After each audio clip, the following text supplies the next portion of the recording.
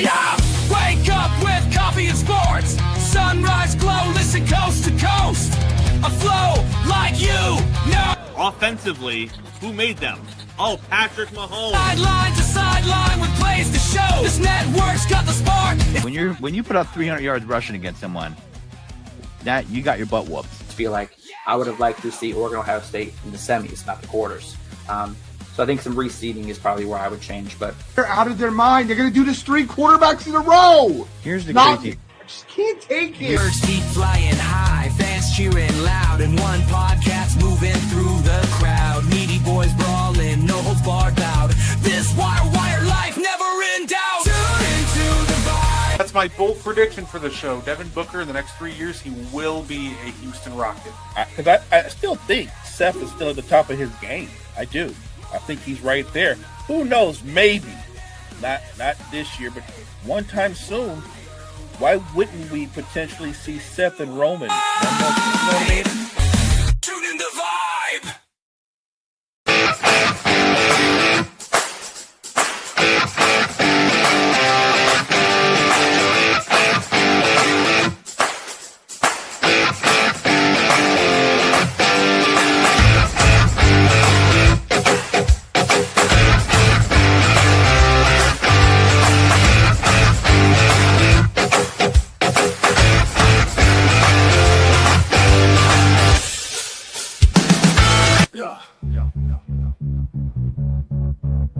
Lay on the mic tonight. News coming in left and right. More battle with the latest fight. Gene's got that insight tight. Champions rise and they fall. Wire to wire, got it all. Every move and every brawl. Tune in for the curtain call. Wrestling talk all night long. Catch the latest match and song. Ring the bell, let's get it on.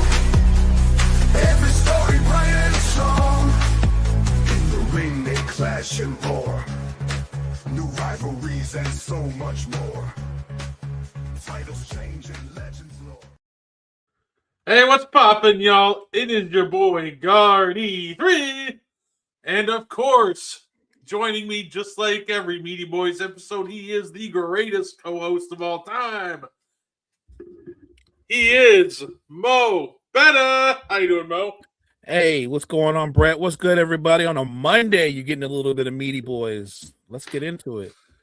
No, absolutely. Before we, get into the details of Saturday night's main event, Mo, overall, because I figure that's just kind of where you got to start on a weekend like we just had. What did you think about it overall? As Saturday night main events go, honestly, in my opinion, I thought it was one of the better ones. A lot of times, Saturday night main event has a lot of hype, and the event itself rarely lives up to the hype. I actually thought this was one of the better ones. It was entertaining.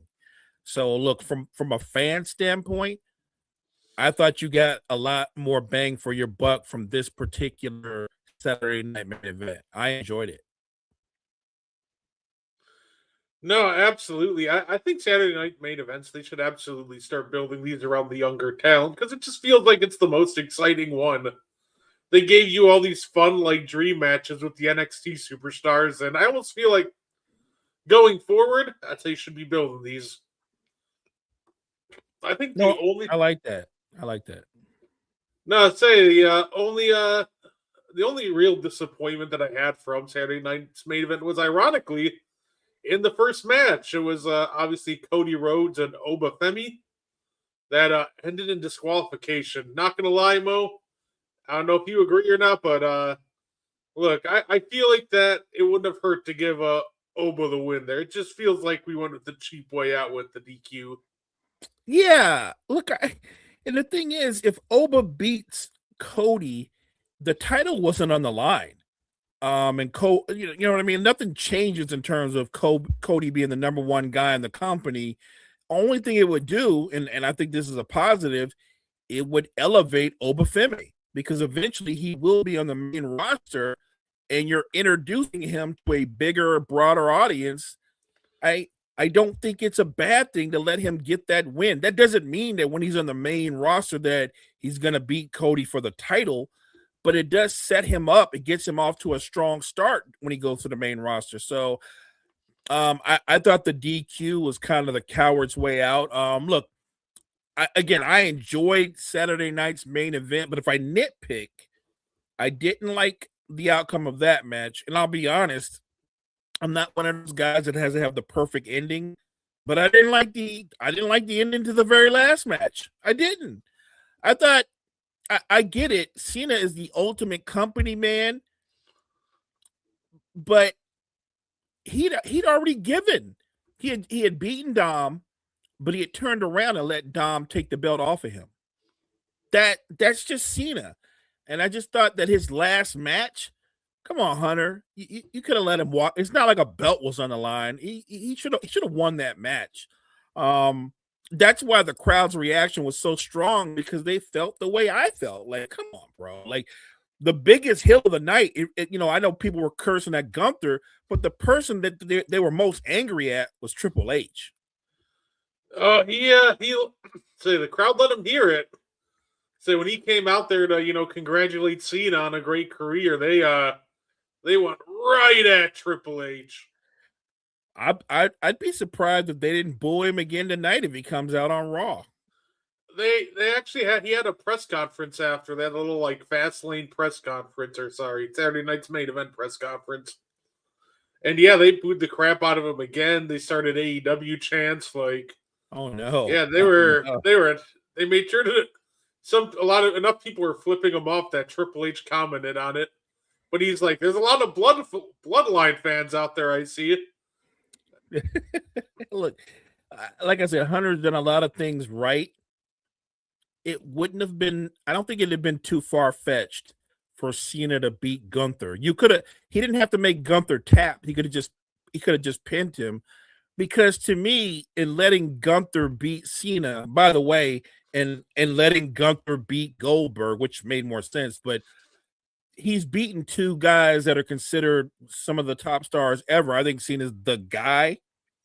Unless you're going to tell me you're elevating Gunther back up into that top 3 or 4 contender status, like if you're going to elevate him back up there with Seth, with CM Punk, with Reigns, and people of that nature, then what's the point of letting him beat Cena? Say it. It feels like now we're at something that we talked about last week, or it's something that got mentioned last week, and I'm just going to reiterate it real quick. Most important thing that they can do now, it's the follow-up. Now you put yourself in a position where you got this new like super heel in Gunther. Well, I guess not new, but yeah. The real question is now who beats Gunther? What's the follow-up? Because they could have a real chance to make a new star here, and I think they should take it. I hope they do. Sometimes history repeats itself. Gunther's taken out Goldberg. He just took out the GOAT.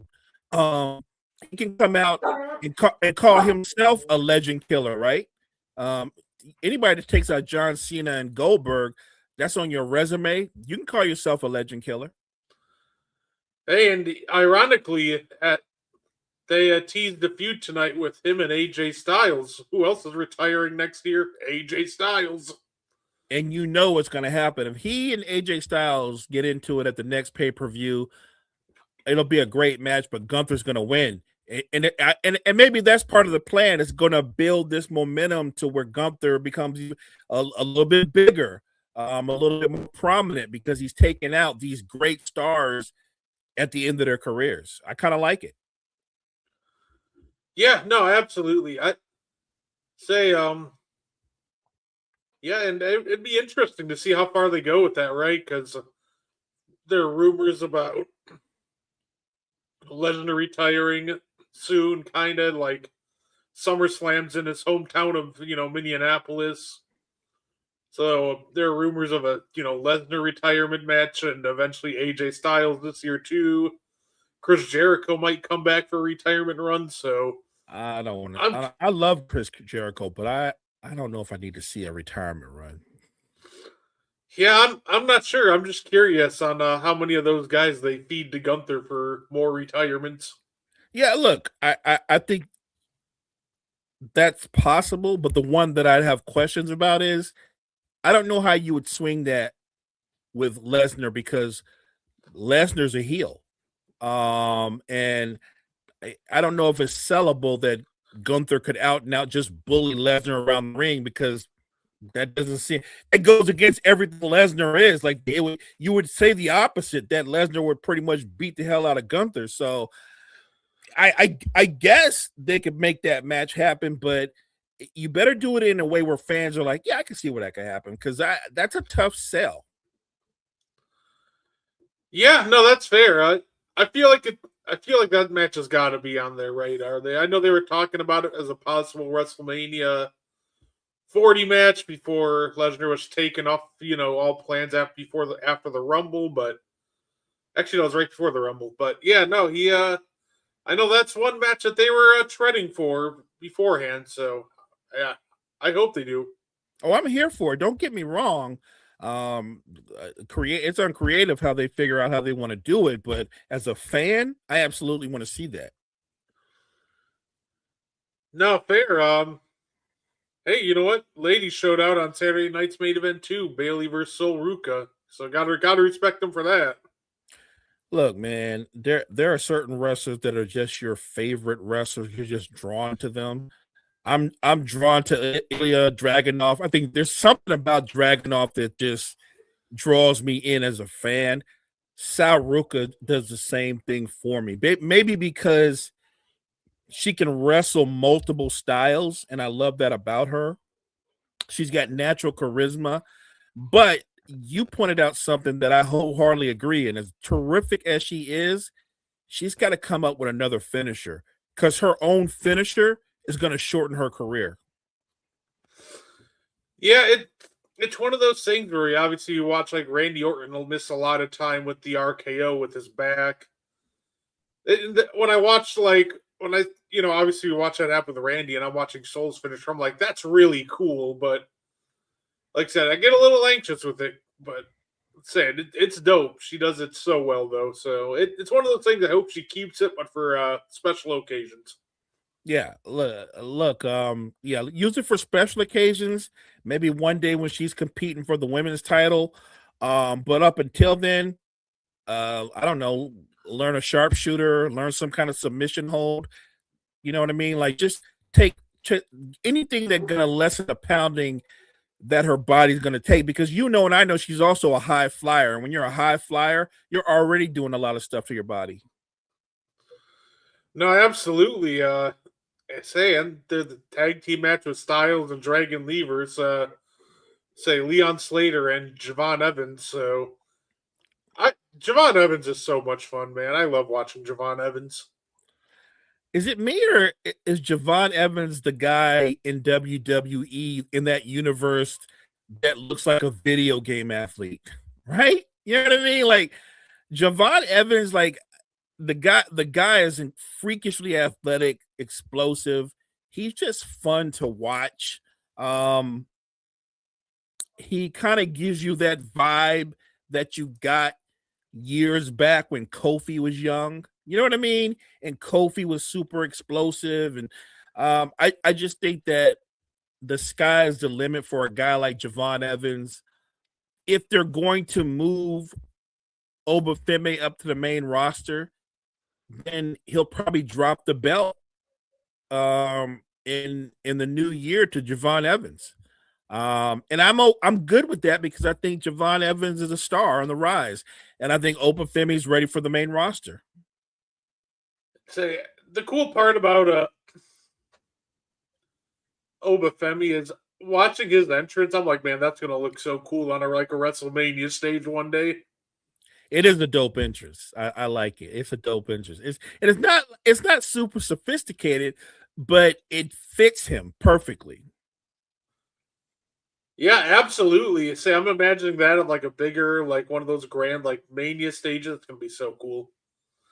Say I can't imagine they're gonna hold him down there for that much longer. I feel like Obafemi's got to be coming up really soon here. Yeah, like I said, I would be shocked. And I know I said before that it's a tough sell to say that Javon Evans could beat him. But I think you know that WWE more times than not, they're very traditional in a lot of things. And the rule of thumb is when you get ready to go up to the main roster, you're not going up as the champion. You're going to drop the belt. I think Javon Evans, the next pay-per-view, I think Javon Evans is going to upset Obafemi. And I'm okay with that. Like I said, I think it's what's supposed to happen. It's that next step for both of them. I'm only disappointed that they don't put more of their younger stars out there and elevate more of them, because I think it's good for the brand. At some point, as big as Roman is, as big as Seth is, and CM Punk and Drew McIntyre, even Randy Orton, if we're being real, as great as they are, and they're great, and I'm fans of all of those guys, they're I can't say they're part of the old guard, but they're part of the middle guard.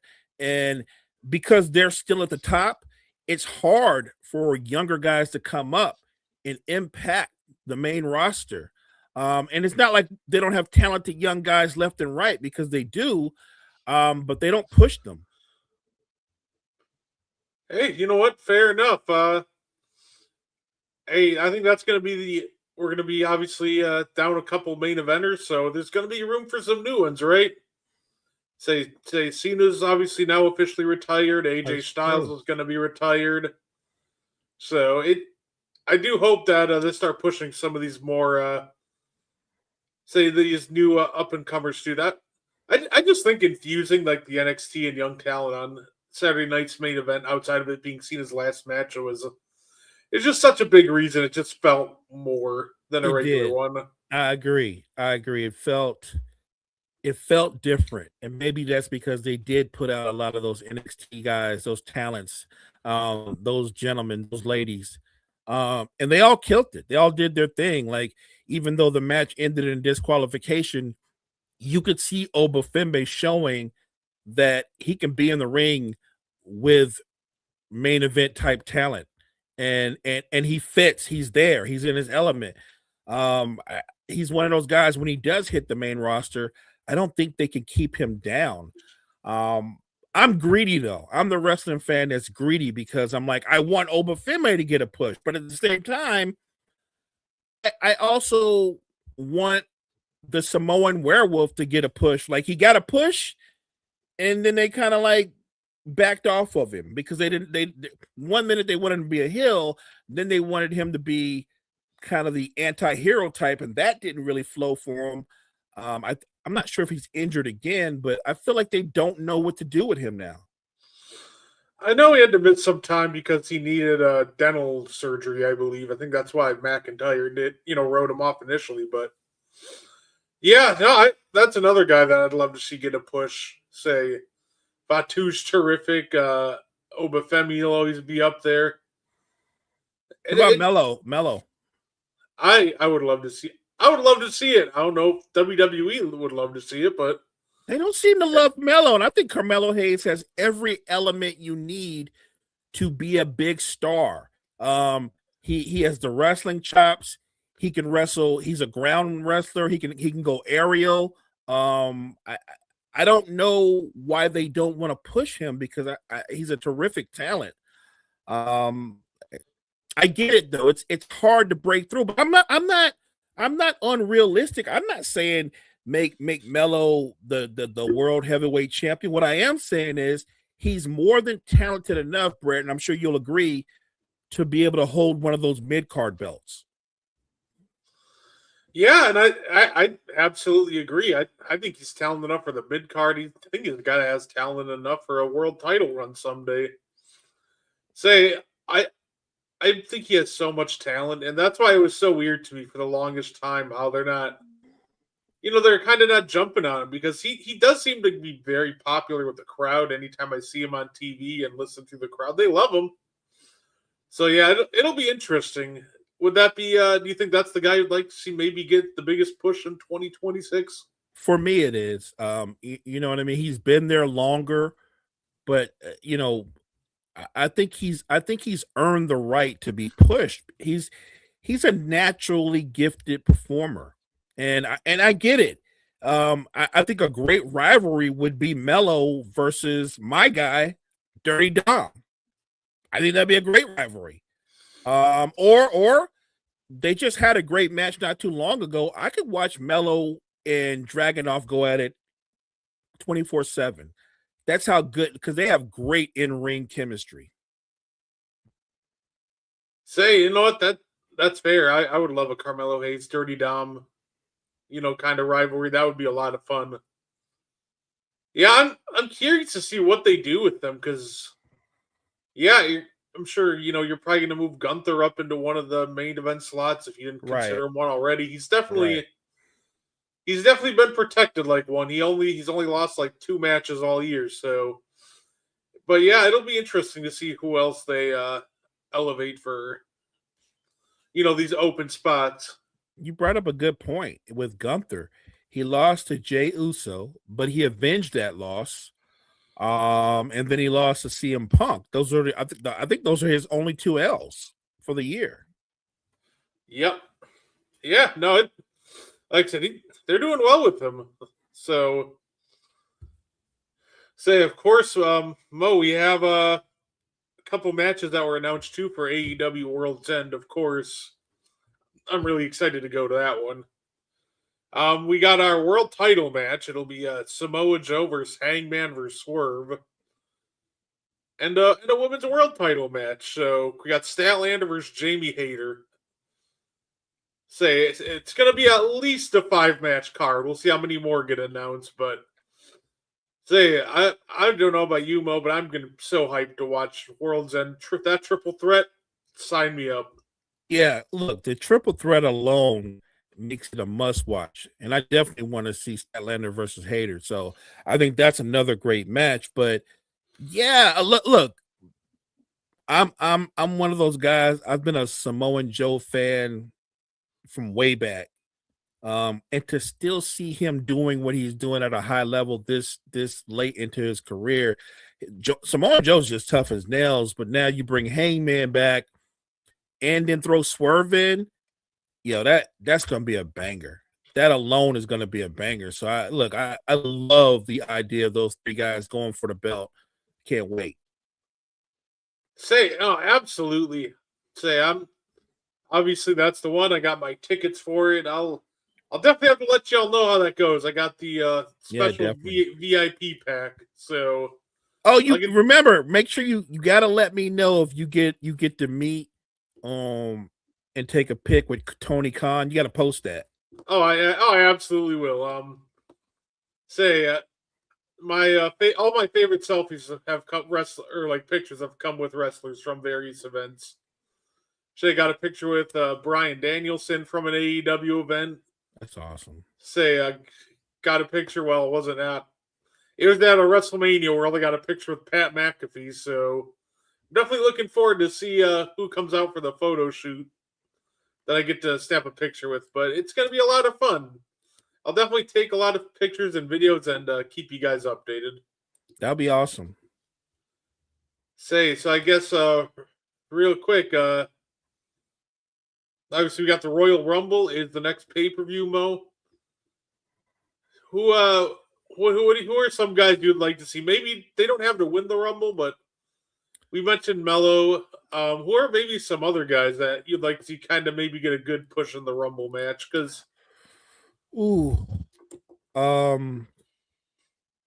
Mello's easy to bring up. I wouldn't mind if Dom had a good run. He didn't have to win it, but just be in it like late. Dragunov is another guy I'm a huge fan of.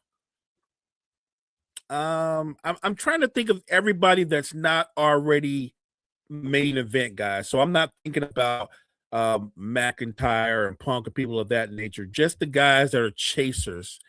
And I think I love the young guys with Dom, with Dragunov, with Mello. And look, maybe that our guy Obafemi comes up to the main roster and if he's in it, I'd like to see him be in it late too. Like I want to see some of the younger guys get a really strong push going forward. Oh, and Yeah. by the way, I almost forgot.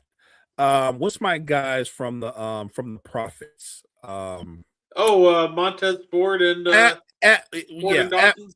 Yeah, absolutely. We should throw Montez Ford into the same realm as Mello and those guys because I think Montez Ford is ready for a strong run as a singles competitor. Hey, that some people are saying because clearly the guy that climbed the cage on at Survivor Series and then that second appearance that the Masked Man made, it looks like they're two different people, and some are saying that the Masked Man that appeared on Raw looked like Montez. I think that would be very interesting if the storyline plays out like that. If you because if it's true and it ends up being him, because essentially the Masked Man, in my opinion, is auditioning for the Vision if they're not already a member. And look, the way the storyline will play out, maybe Heyman already knew or he didn't know, but if he didn't know, he'll probably recruit that guy. Montez Ford being a member of the Vision, I think it elevates him to another stratosphere. And he might not win a singles title right away, but who's to say that he and the Maverick, they couldn't win the tag team titles as heels? Think about the combination of those two guys and how freakishly athletic both of them are. No, absolutely. That would be an interesting duo to watch. I would love to see if it gets Montez Ford a main event push. I'm for it. So it takes him turning heel and joining the Vision to get his singles main event push. As long as they don't make the mistake of trying to make him just another guy, but we see that Right. we see that often where somebody will get thrown into a faction just to be another guy or the job guy. So no, I think that's a great point. That's a great point. That will be my concern too, because I'll give you an example. Look at Bronson Reed. Like Bronson Reed is a big part of the Vision.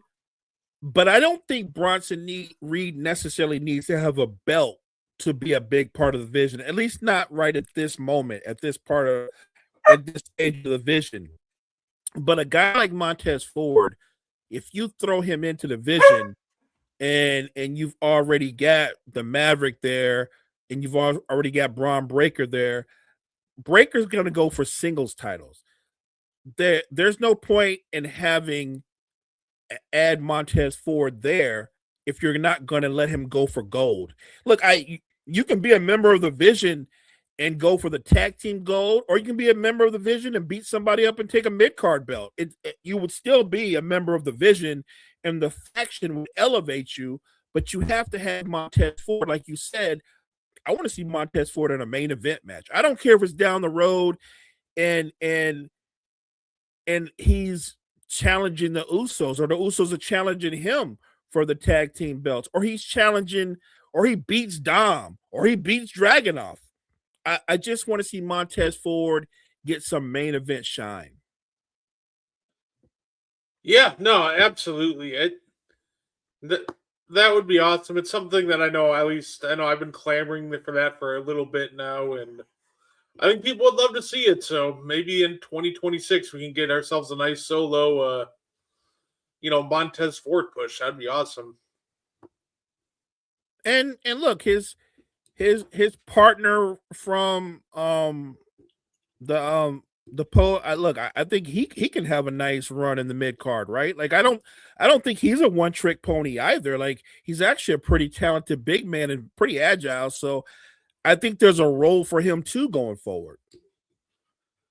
Hey, you know what? And that's fair enough. I agree that there's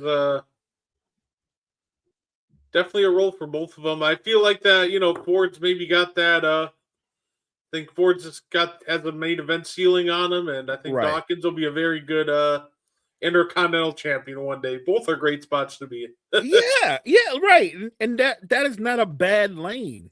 If Dawkins can establish himself as a singles competitor in the mid card lane, I think Dawkins can more than hold his own and do well like that. And who's to say down the road they don't reconnect or they feud? I don't know how the storyline is going to play out. I do know that they're both extremely talented, but we would agree that the Street Profits as a tag team, that they've ran their course. Oh, absolutely. Say like them, but yeah, definitely would love to see it. Especially now, either put the tag titles on them or find something different for them to do at this point. Right. Agreed. Say, yeah, because it's one of those things with tag teams that if you're not fighting for the tag titles, then you normally get lost in the shuffle. It's unfortunate, but there's not a lot of TV time for tag team matches that aren't tag team championship matches. There's really not, because what happens is you get put into almost a wrestling purgatory. If you're not the title holders or the number one contenders, then you're just in wrestling purgatory. I know back in the day, different federations would come up with. I think you had tag team champions, and then you had three-man championships. You know what I mean? I think they do that in AEW, which, by the way, I actually like that. But yeah, I think that being a tag team wrestler is tough if you're not holding the gold or you're not the number one contender for the gold. Oh yeah, AEW too. It's funny they'll put money stipulations on their tag team matches, and it'll hey, tag team match for $500,000. I'm like, all right, that works. Yeah, I love that. I love that about AEW. They're a little bit more innovative. They're more open to trying different stuff out. I actually appreciate that. You try out different things, see how the fans react. If they react positively, bring it back. If they don't, move on from it. Yeah, we'll see how. I'm curious as how long if the fans really ever cool off of Triple H and them for having Cena tap out in his last match. I think that'll be interesting. Maybe that's what it is. I don't know about you, but I don't have to have the perfect ending. I get that. And most of the time, traditionally, when it comes to wrestling, the face who's leaving the industry, they almost always lose their final match. So I didn't have to have the perfect ending. I think what annoyed me is that his ending was that he tapped out. You know what I'm saying? Like Gunther could have won. He could have rolled him up, reversed something and rolled him up, and I would have, Gunther got him, and would have kept him moving. But for him to end it where he tapped out, I didn't like that. It's funny because I think that took out a lot of people. I don't think they're upset that Cena lost because, well, we know with Cena he's always going to try to give back. So we knew this last match he was going to lose it. Right. I think it was just the method that he lost. Nobody likes the guy who for 20 years says never give up, never quit. In his last match to tap out. So it's funny. I guess I don't mind it as much as other people do, but it is weird. It is kind of a weird message to have him tap out while being the guy to, never give up. That's all I'm saying. John Cena didn't have to win for me, the fan, to be happy. I know it probably was John Cena's idea that, look, we're going to put Gunther over, or however we're doing, he's going to end up winning the match. I think John Cena was fine with that. Knowing John Cena, he's going against my mind of thinking it probably was his idea that Gunther make him tap out. He's that kind of guy. He's that kind of giver. But to your point, a big part of his whole MO, his whole aura was he's the guy that never gives up. And I think that I could take him losing. I didn't like the way he lost. But again, it was a great match. I'm not telling you it wasn't an entertaining, great match with so many false finishes I lost count. I didn't like him tapping out. Gunther could have won, and I'm going to be good one way or another. I'm good. I just didn't like the ending. But look, we move on. Cena had a great career. He didn't mind it. He took his bow, took his shoes off, his wristbands off. You know what I mean? And I thought that was pretty cool too. And he walks out the ring and he looks at him one more time, takes another bow. He says, "Thank you." He gives the salute.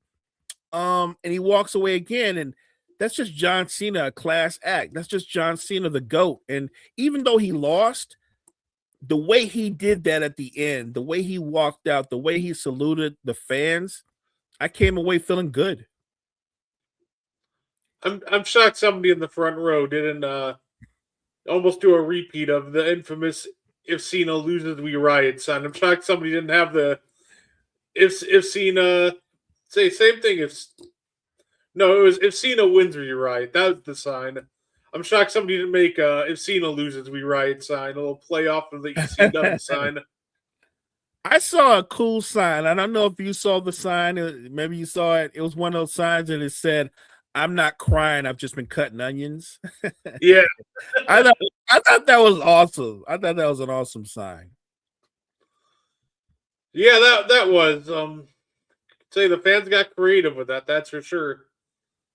Hey, the guy who, funny enough, I saw that. I don't think it was this last one. I think it was the right before Survivor Series, but no, the guy who owned the "If Cena wins, we riot" sign, he actually got Cena to sign it at one of the meet and greets. Oh, he did he? That's awesome. Yeah. Wow.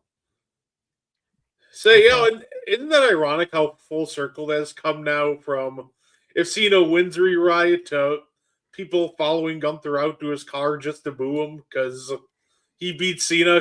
Cena winning, or let's say losing, almost causes a riot. Not really, but it's just an interesting way to think about it. You started this episode of Meaty Boys off by saying when Gunther beats Cena, not only beats him, but makes him tap out, you did create a super heel. Gunther is now a super heel. And whatever face he comes across, if you take out John Cena like that, it's on the table for Gunther to make you tap out as well. He is a super right now. He's a super heel. And I'm with you, partner. I'm very interested what Triple H and creative do with Gunther going forward. Nah, absolutely. Say absolutely, but Mo, that's all I had for us tonight. A little bit of a shorter episode, but that's all I had for us tonight. Anything you want to add before we get up and out of here, sir? Well, appreciate you guys joining Brett and myself on an amazing Monday. Hey, thank you guys so much for joining us. Make sure you check out all the great content that we have at Wire to Wire Network. Wire to Wire Network, we appreciate you. Absolutely. And you can check Mo out tomorrow on the morning show. Otherwise, Mo and I will be back on here later this week.